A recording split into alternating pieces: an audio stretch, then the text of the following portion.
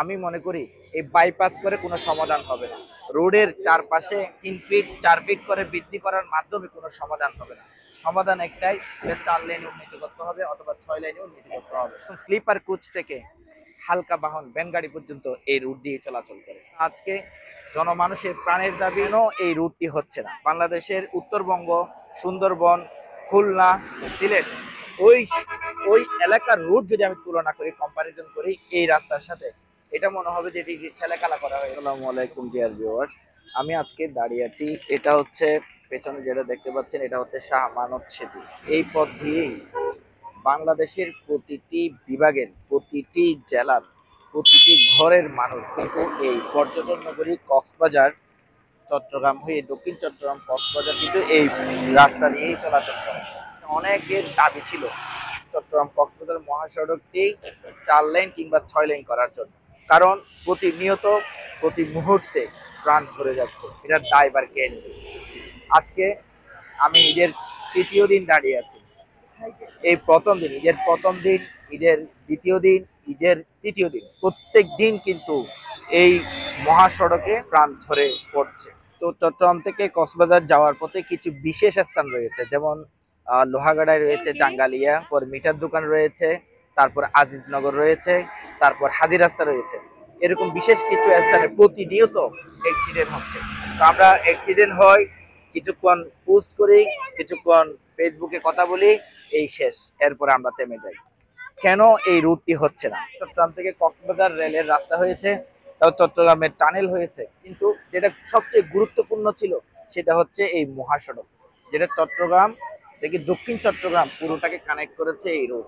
আমি মনে করি বাংলাদেশে এরকম কোনো গাড়ি নেই যে গাড়িগুলো এই রাস্তা দিয়ে যায় না। যেহেতু এটা পর্যটন নগরী, প্রত্যেকটা বিভাগের মানুষ এই রাস্তা দিয়ে চলাচল করে।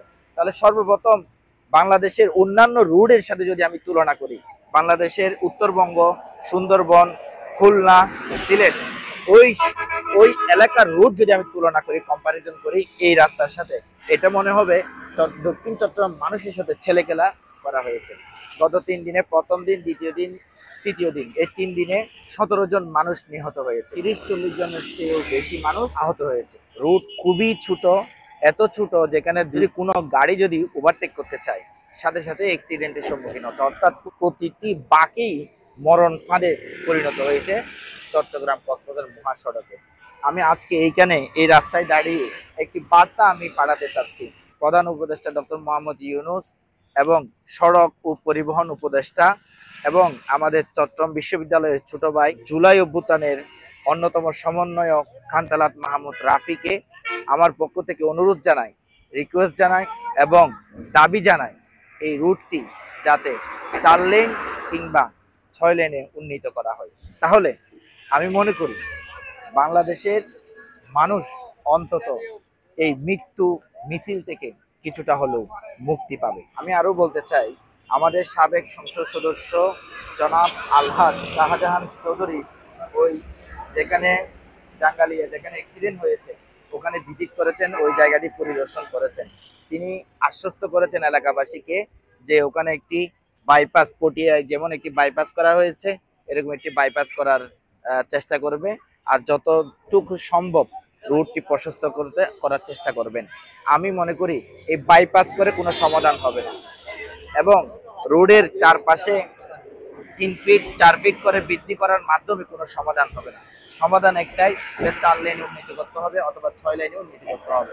আমি ব্যক্তিগতভাবে এবং আমাদের দক্ষিণ চট্টগ্রামের জনগণের পক্ষ থেকে আবেদন জানাচ্ছি এবং আমাদের দাবি জানাচ্ছি, এই রুটটি যাতে কোনো বাইপাস, কোনো রুট প্রশস্ত, এগুলো বাদ দিয়ে রুটটি যাতে 4 লেন অথবা 6 লেনে উন্নীত করা হয়। আপনি যদি উত্তরবঙ্গের রুটগুলোতে যান, রাজশাহী বলেন, বগুড়া বলেন, খুলনা বলেন, ঢাকা বলেন, প্রত্যেকটি রুট এত সুন্দর, এত সজ্জিত, কিন্তু চট্টগ্রাম কক্সবাজার মহাসড়কটি কেন উন্নীত করা হলো না? এই রাস্তা দিয়ে এমন কোনো মানুষ নেই বাংলাদেশে যাতায়াত করে না। প্রতিটি গাড়ি, প্রতিটি পর্যায়ের গাড়ি, একদম স্লিপার কোচ থেকে হালকা বাহন ভ্যান গাড়ি পর্যন্ত এই রুট দিয়ে চলাচল করে।